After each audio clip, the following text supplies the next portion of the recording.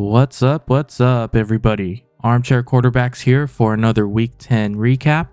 On this one, we have Mantequilla versus Cut My Team Into Pieces. That's Shawn here, winning it with a score of 112.08 to Daniel's 102.08. All right, so let's take a look at your team here, Shawn. So the first thing that I want to look at is Noah Brown. We talked about him off air a little bit earlier. Noah Brown, 21.7 points. He had 8 targets, 7 receptions, and 172 yards. How do you feel this connection with CJ Stroud is going to be? That connection has been beautiful, and his new nickname for me is Sexy Brown. 172 receiving yards here off of 7 receptions is, the only thing missing from this stat line was a touchdown, and that would have been phenomenal. And I was super excited. I was actually going back and forth between this and Tyler Algier just to double dip on Atlanta just in case Arthur Smith got inside his head again. Right. And I figured, I needed upside, so it's usually not good when you play 2 players from the same team, especially from the same position. You limit your upside there. And I believe, was it in the morning, dude, right? I think it was in the morning or the night before. They came out with the news saying that Nico Collins wasn't going to play. Yeah, it was the night before. So just a little tip for anyone. I know some of you guys, I see you guys setting your lineups, and as I'm looking through for trades and whatnot, I see what adjustments you guys are making. And you could tell who's listening to podcasts, or at least even just a cursory look at like some of the news. It's always good to just, refresh. You don't have to do it every day, but it's really good if you keep up on the news, because as soon as Nico Collins went out, I knew that Tank Dell was possibly going to be the number 1, and then Noah Brown was going to be the number 2 wide receiver there. So, yeah, speaking of setting lineups, I had to remind Johnson, I think it was night before or morning of, that he still had 2 players on bye on his starting roster. I'm glad he changed it out. I mean, it kind of helped with the integrity of the game, but oh man. Yeah, Raheem Mostert and AJ Brown. I was looking for trade offers. So we were talking about Noah Brown before. You were asking me what the Texans do moving forward here. So if Nico Collins is healthy, Tank Dell is healthy, Noah Brown is healthy, how do you feel? What do you think they're gonna do here with their passing offense? Do you see it as like a strictly 1-2-3, or do you see it kind of more so spreading it out a little bit more? That's definitely going to be spread out. I mean, they have no run game at all. Surprisingly, even with their lack of true offensive line, CJ Stroud's been able to move around and to get those. This right now he's up, in my opinion, and a lot of analysts for MVP candidate. Yeah. Just how good he's playing, because we did not think Houston was going to be this viable, I'll say. Yeah, I agree. And yeah, that offense is, if anything, for me, when I saw Tank Dell last week go off, and I kind of regretted that, adding him to that trade for Mostert and Bijan Robinson, I'm higher on Noah Brown and Tank Dell than Nico Collins, because we've already kind of seen Nico Collins for the past several years. We kind of know what he is, Yeah. Specifically Tank Dell, he's a new young guy. He's got those fresh legs, but Brown right here is kind of interesting for me. So hopefully he can continue this, and that'd be really fun to see Houston as like a 400 or 500 yard passing every week. Just I would love to see that. I think even that's fun. Even if CJ Stroud doesn't get MVP, I think obviously he should be up for offensive rookie of the year. Like, the dude has been balling out. It's ridiculous. And obviously his wide receivers have been a benefit. So even what was that? Dalton Schultz, right? Hmm? Um, we were looking at Mike's team the last video, Yeah. starting two tight ends, but Dalton Schultz there is even, and Robert Woods was healthy. Now he was back in this game, but it was Nico Collins and Noah Brown that, and then maybe Dalton Schultz. So Yeah, it's very interesting. Kind of sad to see Robert Woods going out quietly like this, because back in the day he was my boy. But I mean, it is what it is. It's what happens when you age out. it's been several years, but yep, you are right. All right, so let's take a look at a couple other players here. Bijan Robinson, he actually finally got some usage this week.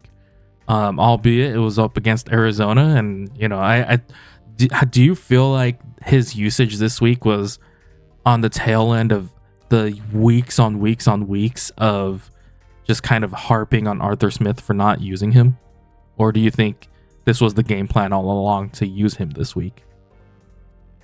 I mean, I don't honestly don't think that guy is the smartest, but Arthur Smith, I that hear, is. yeah, Arthur Smith, the head coach for the Atlanta Falcons. Mhm. Um, I was on Reddit through one of the fantasy forums, and I did see a post saying that, unless something crazy with the locker room, losing the locker room, Falcons plan on using Arthur Smith next year too, which kind of makes me sad. But Wow. I did not not just see me, that. but That's pretty sad. yeah, not just me, but look at all the football analysts for fantasy and the football analysts, not even for fantasy, just in general, Yeah. right? And fantasy is just kind of um, an outpouring of the love for football already. Mhm. It's just another avenue. So everyone's correlated together. Everyone that's in that community loves football, and it's really sad to see you take another guy here in the first round, and he's supposed to be your best player, and you don't use him.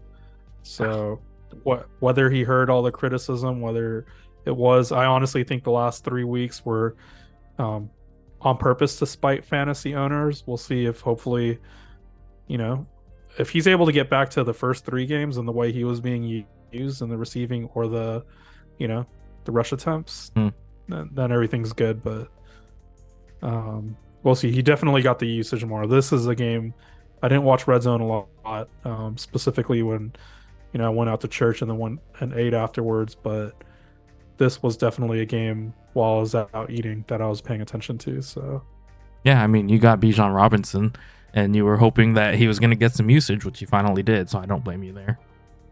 yeah, definitely just to see, mainly just to see, what Arthur Smith does. Because Yeah. I mean, everyone, even just for as a football fan, not even for fantasy, like you do want to see these players go off. That's the whole point of watching football, is to see the best games you can. Yeah, especially being, what was it? It was like the first 15 picks or something like that in the draft. I forget where he was drafted I believe at. it was 8. Yeah. All right, so let's take a look at a different player here in the same game on the opposing team. Your tight end, Trey McBride, scoring 8 receptions, 131 yards. The only thing missing here was the touchdown. Do you feel like this usage, especially with Kyler Murray, this being his first game back, do you feel like this usage is going to be consistent? At this point, you're looking at your only other options, assuming that they're passing. So, say playing from behind, and you're not getting James Conner in the mix. You're basically looking at Trey McBride, Marquise Brown. We haven't seen Rondell Moore at all, and maybe Michael Wilson. So Yeah, Rondell Moore got a little bit of usage this week. I remember seeing him get a catch and like thinking, "Oh, that's the first time I've seen him in like a week or two." But I mean, when I was watching the way Trey McBride was being used and just how Kyler Murray, it was so refreshing, especially owning Darren Waller for this entire season. The first guy I was thinking was Travis Kelce. Not really the most athletic in terms of like, Tyreek Hill, but just he's gonna run down, he's gonna make his move, find the open spot, and then Mahomes targets him and just finds him on that soft spot. And Yeah. for me, that was what Kyler Murray was bringing. Was Trey McBride was being used. They're not a team where their offensive line's so bad that every tight end has to be used basically as another offensive lineman. Running back has to be used as an offensive lineman. Here with Trey McBride, he was able to block and he was able to get into the offense. So this was really big. Yeah, Really I excited agree. seeing that game. I think it's going to be an interesting dynamic here when Zach Ertz eventually does come back. Because the team traded for him. He was a highly touted tight end when he was with the Eagles, but we have Trey McBride coming on, and he had very good rapport here, obviously, in Kyler Murray's first game back. So I think it's going to be very interesting. All right, so taking a look at the rest of your team here, I know you're bummed about Stephon Diggs. We were talking about Josh Allen before. You're bummed that he kind of had a bum game this week with 2 INTs. I think he had 3 giveaways. I think, right? So something like that. Obviously, the rest of your team, it's kind of hit or miss. You had Ramondre Stevenson getting usage. It just wasn't as efficient as you would hope. It was actually pretty efficient. He got the rushing. That was pretty. Yeah, solid, he got the rushing. I'm just saying in comparison to last week. Last week he had 9 rushing attempts for 87 yards. This week he had double the rushing attempts and only 1 more yard to show for it. That's the only reason why I'm talking about efficiency there. But he's still being utilized in the receiving game. And again, here's another one. 4 receptions for 42 yards, 3 receptions for 14 yards. So kind of up and down on the efficiency there. But he does get the bye week next week to rest up, and the Patriots can kind of fix up their game plan here. All right, so let's move over here to Daniel's team. So Daniel, he had George Kittle go off 21.1 points. That's what we were talking about before with the San Fran players. And it's not like it was like a high usage game either. He had 3 receptions for 116 yards and 1 touchdown. How do you feel about Kittle moving forward? I'm pretty sure you're still under the impression, it's a Seattle game or a San Fran game. This is just his boom game. It's a boom game, boom or bust. I mean, if you followed fantasy football for any length of time, and I believe the first time I played with you in your work league was 2019? No, I think it was 2018. It was 2019. Was my it first 19? season. It was my first year. It was my first year at working with the state. So Okay. that was the first year, and I won it. Actually, no. Yeah, 2018, 2019, I won it. But I mean, that shows over 5 years since George Kittle's been there. Yeah, he's boom or bust. So if you play this long enough, you know that. Yeah, definitely.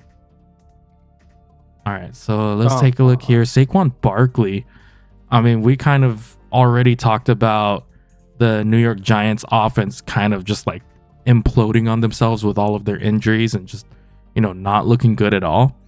Do you think this kind of usage and the point total for Saquon Barkley, do you think this is what we're going to see moving forward? No, it was a blowout.